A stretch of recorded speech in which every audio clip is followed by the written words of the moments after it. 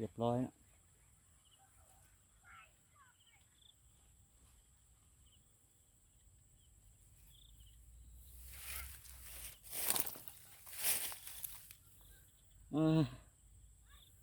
ตัวบุญใหญ่เนาะตัวน้อย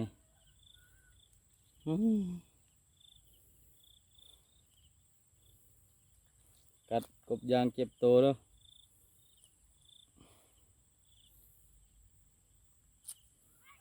ตัวนี้ต้องได้ปล่อยนะเพราะว่ามันเป็นปลาลูกคอกปลาเลี้ยงลูกมัน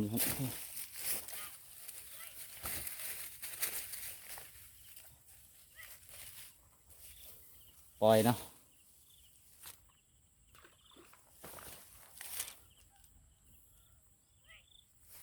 อันนี้ก็ฝากไว้เลยเนาะกบยางเจ็บโตได้ปิดหน้าปิดตาแล้วเพราะว่าแดดพิลึกไหล